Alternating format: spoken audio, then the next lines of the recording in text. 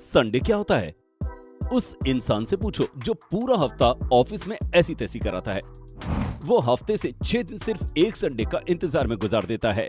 Sunday की value उनसे पूछो जो घर के अकेले बेरोजगार होते हैं और जब बाकी के रोजगार वालों को संडे की छुट्टी मिलती है तो वो उसे गाली सुनाते हैं।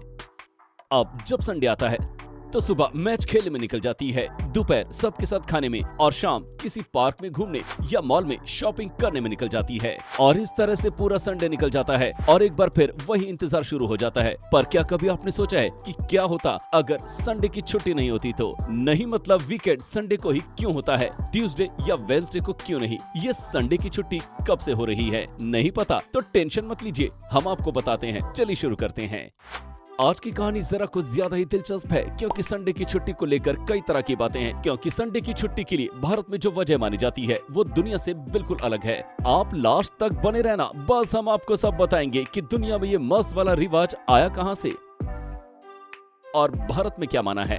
वैसे इसके इतर दुनिया में ऐसे भी देश हैं जहाँ संडे की छुट्टी नहीं होती है, उनका वीकेंड कुछ और ही होता है। उसका वीकेंड क्या होता है ये भी बताएंगे और वो क्यों होता है वो भी बताएंगे। तो सबसे पहले देखते हैं कि दुनिया को संडे कहाँ से मिला। अंतर्राष्ट्रीय मानकीकरण संस्था ISO यानी इंटरनेशनल ऑर्गेनाइजेशन फॉर स्टैंडर्डाइजेशन के मुताबिक संडे का दिन सप्ताह का आखिरी दिन माना जाएगा और इसी दिन कॉमन छुट्टी रहती है। इस बात को 1986 में मान्यता दी गई थी। इसके पीछे ब्रिटिशर्स का हाथ माना जाता है। असल में 1843 में अंग्रेजों के गवर्नर जनरल ने सबसे पहले इस आदेश को पारित किया था। ब्रिटेन में सबसे पहले स्कूल बच्चों को रविवार को छुट्टी देने का प्रस्ताव दिया गया था और इसके पीछे वजह बताई गई थी कि बच्चे घर पर रहकर कुछ क्रिएटिव काम करें। हालांकि भारत कुछ और ही मानता है और यहाँ तो संडे के दिन क्रिएटिव काम का तो पता नहीं, पर मम्मी घर के सारे काम जरूर सुबह उठते ही करवाने शुरू कर देती है। मतलब कभी कभी तो ऐसा लगता है कि इंसान 6 दिन ऑफिस में मजदूर होता है और 7वें दिन घर पर मजदूर होता है। बहरहाल वापस आते हैं संडे की छुट्टी पर। तो भारत में छुट्टी की बात करें तो पहले ये देखते हैं कि इस बारे में धर्म क्या कहते हैं।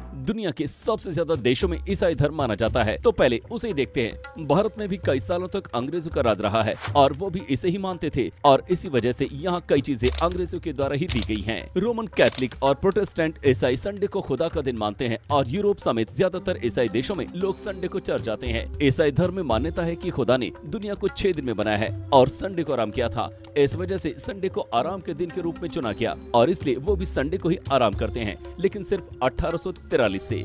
ये तो हो गई दुनिया के सबसे बड़े धर्म की बात। अब बात करते हैं भारत का सबसे बड़ा धर्म यानी हिंदू धर्म क्या कहता है। हिंदू कैलेंडर या हिंदू पंचांग के अनुसार सप्ताह की शुरुआत संडे से ही होती है। ये दिन सूर्य देवता का दिन होता है। हिंदू रीति रिवाजों के अनुसार इस दिन सूर्य भगवान सहित सभी देवी देवताओं की पूजा करने का विधान है। सप्ताह के पहले दिन ऐसा करने से सारा सप्ताह मन शांत रहता है, सभी कार्य सफल होते हैं और किसी भी तरह की दिक्कत या परेशानी नहीं होती है और किसी भी इंसान को अपनी यह परंपराएं निभाने में कोई परेशानी न हो, इसलिए पुरातन काल से ही रविवार को अवकाश मनाया जाता है। ये तो हो गई धर्मों की बात। अब बात करते हैं कि भारत में ये संडे कहां से आया और ये किसी की देन है जो आज तक हम इस पर चल रहे हैं। किस समझदार है। असल में जब भारत गुलाम था और देश में ब्रिटिश शासन था तब मिल में काम करने वाले मजदूरों को एक दिन की भी छुट्टी नहीं मिलती थी। उन्हें 7 दिन काम करना पड़ता था, जबकि हर रविवार को ब्रिटिश अधिकारी चर्च जाकर प्रेयर करते थे, यानी कि अधिकारियों की छुट्टी होती थी। लेकिन मजदूरों के लिए ऐसा कोई नियम नहीं था।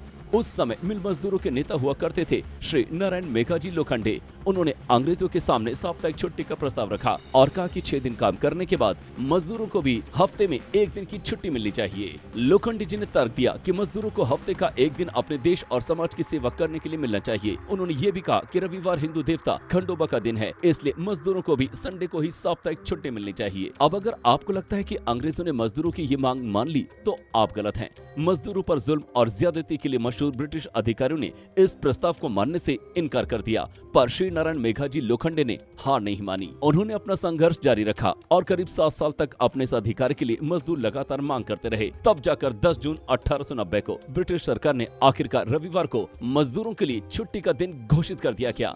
क्या हुआ लोखंडे जी का। श्री नारायण मेघाजी लोखंडे को भारत में 19वीं सदी में कपड़ा मिलों की कार्यप्रणाली में बदलाव लाने के लिए भी याद किया जाता है। देश में ट्रेड यूनियन आंदोलन के जनक के रूप में भी इनका ही नाम आता है। वो महात्मा ज्योतिबा फुले के सहयोगी थे। लोखंडे की ही ज्योतिबा फुले ने भारत के पहले कामगार संगठन बॉम्बे मिल एसोसिएशन की शुरुआत की थी। साल 2005 में भारत सरकार ने श्री नारायण मेघाजी लोखंडे को सम्मान देते हुए उनके नाम से डाक टिकट जारी किया। ये लोखंडे ही थे जिनकी मांग के कारण मजदूरों को रविवार को साप्ताहिक छुट्टी और बाकी के दिन दोपहर में आधे घंटे के खाने की छुट्टी मिलने लगी। मजदूरों के मासिक वेतन को भी नियमित करवाने में लोखंडे जी का बड़ा योगदान रहा है और इस तरह से भारत को मिल गई ये संडे वाली छुट्टी, यानी कि मजे करने के लिए वीकेंड। हालांकि आजकल बहुत सी जगह वीकेंड सैटरडे और संडे का होता है, तो कुछ जगह ये वीकेंड फ्राइडे से शुरू हो जाता है।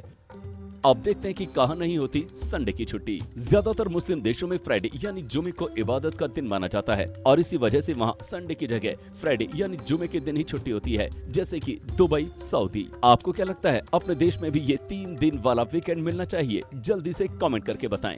अगर आज की ये वीडियो आपको पसंद आई हो तो इसे लाइक करने के साथ साथ अपने दोस्तों और रिश्तेदारों के साथ शेयर जरूर कर दें और चैनल को सब्सक्राइब करके बेल आइकन को दबा दें।